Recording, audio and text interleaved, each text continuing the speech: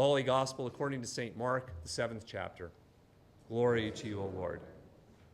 Now when the Pharisees and some of the scribes who had come from Jerusalem gathered around Jesus, they noticed that some of his disciples were eating with defiled hands, that is, without washing them. For the Pharisees and all the Jews do not eat unless they thoroughly wash their hands, thus observing the tradition of the elders. And they also do not eat anything from the market unless they wash it. And there are also many other traditions they observe, the washing of cups, pots, and bronze kettles. So the Pharisees and the scribes asked Jesus, "Why do your disciples not live according to the tradition of the elders, but eat with defiled hands?" He said to them, "Isaiah prophesied rightly about you hypocrites, as it is written, 'This people honors me with their lips, but their hearts are far from me. In vain do they worship me, teaching human precepts as doctrines. You abandon the commandment of God and hold to human tradition.'" Then he called the crowd again and said to them, "Listen to me, all of you, and understand. There is nothing outside a person that by going in can defile, but the things that come out are what defile. For it is from within, from the human heart, that evil intentions come: fornication, theft, murder, adultery, avarice, wickedness, deceit, licentiousness, envy, slander, pride, folly. All these evil things come from within, and they defile a person." The Gospel of the Lord. So as many of you know, I love working in my shop, but my shop is my garage. And I have a single-car garage. And as I have increased and upgraded my tools, I do not have enough space to work and store all of my tools, even if I permanently banish my car to the driveway. And so recently, I have begun the process of planning for a garage addition, essentially turning my one-car garage into a two-car garage. That way, I'm going to have the room for my tools, room to work, and I'm going to even be able to get my car back in the garage at night if I, arrange things properly. And after decades of being a pastor who's been involved in church building projects and renovations and stuff like that, I have been somewhat prepared for what I am doing right now, dealing with all the rules. Even the very small project that I am doing, which Tom Kettler tells me will exempt me from some of the things that we've had to do around churches, even so, there are all still the rules that the county has about where and what I can build on my property and how far I can be from the setback lines and all that kind of stuff. There are all the HOA rules about the architectural change that I'm going to make to my house and what that is allowed to look like. And this is before we ever get to the building code rules about what I'm actually allowed to build or how I'm allowed to build it. But I've had to deal with these kinds of rules before in other situations, and like all sets of rules, it's often the case that many rules actually do make sense, even if they are kind of a pain to comply with. I mean, I really do not want my neighbors building something really bizarre next to my house, and so it does seem fair that I should demonstrate that I am not going to do the same thing to them. That makes sense. I understand that rule. Some rules, you get to them and you start wondering about the common sense of or the lack thereof, of the people who must have inspired the rules. I still remember when I was in my first congregation, we were doing a building addition and we were putting in windows, and all the windows had screens, and the screens ended up sitting in my office for some reason. And all the screens had to have little labels on them that said, "Warning, the screen will not hold your weight if you lean onto it, and you could fall out the window." I'm thinking, who doesn't know this?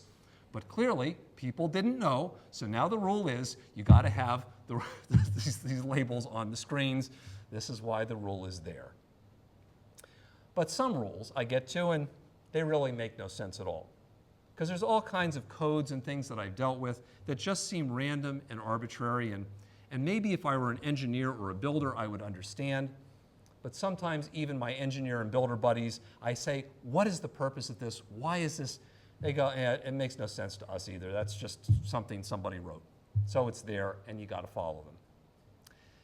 But if I want a building permit, I need to follow all the rules, even the ones that are silly and even the ones that I do not understand.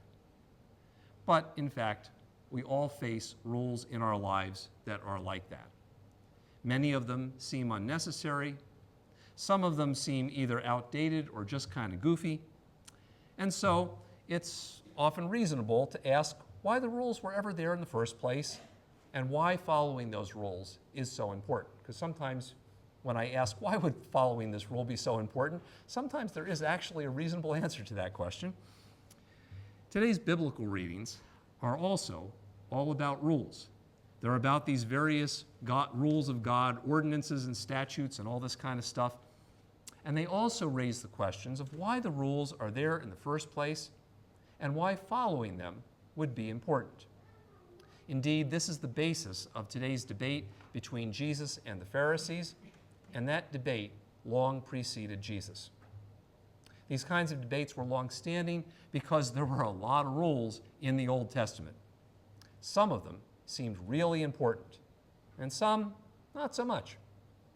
Indeed, many of the debates Jesus has with people center on which commandments, which rules, matter the most and why.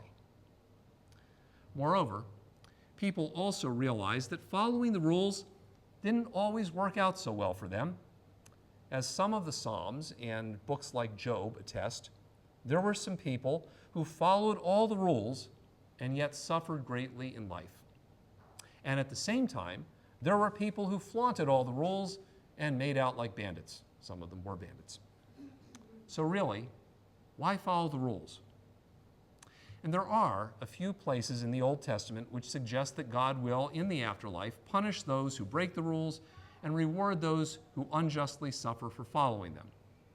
That theme is sometimes picked up in the New Testament, especially in books like Revelation. And sadly, in the history of the church, sometimes the idea has been inflicted upon people by church authorities who sought to control people's behaviors and added to biblical rules all kinds of other rules that were never in the Bible.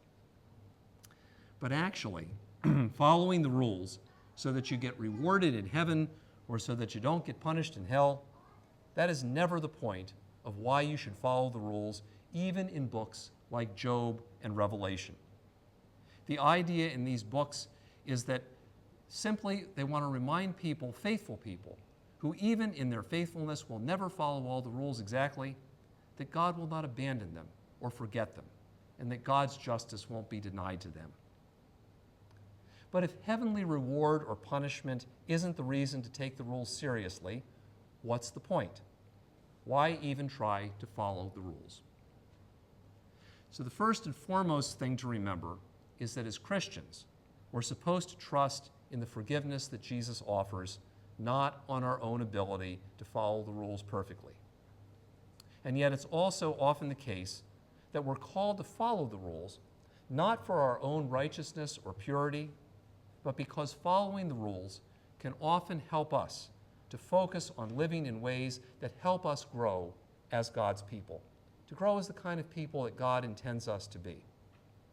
In the gospel reading, Jesus is concerned not with dirty hands, but with being dirty. This is one of the examples of people focusing on a minor thing like washing your hands, which Jesus does not say is wrong, and some of those rules really are in the Old Testament. But Jesus is concerned when people so focus on those rules that they ignore what it is that you do with your hands. And what you do with your hands can either help you or hinder you in growing into the kind of person God created you to be. So Jesus' question when people are asking about the rules is really to say, do you want to be the kind of person who is basically good or at least strives to be good, or do you want to just look good in front of other people? That's the question of the rules. Sometimes following the rules, or at least trying to follow the rules, enables us to show God to others in the world. Moses, in the first reading in Deuteronomy, tells people to follow the commandments diligently, not, you notice, so that God will love them, but so that other people will come to know how great God is and what a great deed He's done in establishing Israel. So confirmation classes this year begin by studying the Ten Commandments, which, as I always point out to the kids and the adults, were unique in the religions around Israel because they lifted up the idea that God actually cared about how people lived and behaved with each other. So most of the Ten Commandments are not about how you deal with God. Most of them are about how we're supposed to live with each other, that we don't lie and cheat and steal. We don't do these kinds of things to each other. And in most of the ancient Near East religions, the gods cared about how you served the god. And then if you went out and you murdered your neighbor, well, that's okay. That didn't matter. But it did to the people of Israel. And that was the kind of thing that Moses was lifting up in this. If you follow these rules, people will say, wait, your God is different. Your God actually cares about you. Your God actually cares about us. And sometimes following the rules, living like that, shows God to the world in ways that self-righteousness just will never be able to do. And sometimes following the rules is a way of giving us an opportunity to act and to be involved in something worthwhile. So James says, or he writes in today's reading, be doers of the word and not hearers only. Sometimes following the rules forces you to focus not only on God, but on others and not on yourself. That's why James cautions your anger does not produce God's righteousness, notwithstanding the many people who post stuff on social media that think as long as they vent their spleen, everything is fine now. But the thing is, my anger is about me, and it's centered on me. God's will is done by people who actually do what God calls us to do in the lives of our neighbors, not by people who sit around and stew about those who don't. That's what following the rules is supposed to be about. Because honestly, sometimes even God's rules, they don't seem to make sense. Sometimes they don't. And that's something true even with all the rules that we follow in our lives. But the point of following God's rules is never to earn God's love or forgiveness. The point of following the rules is never to feel self-righteous or to judge others. And the point of following the rules is never so that we can earn some kind of heavenly reward. Instead, God's rules are really there to help us grow as the people God created us to be. They're there to guide us in showing God's love to the world, God's mercy and God's grace, and making that real. And they're there to give us opportunities to act in ways to actually do what Jesus did, which was every day to make God's presence a tangible and visible reality in the lives of others in the world around us.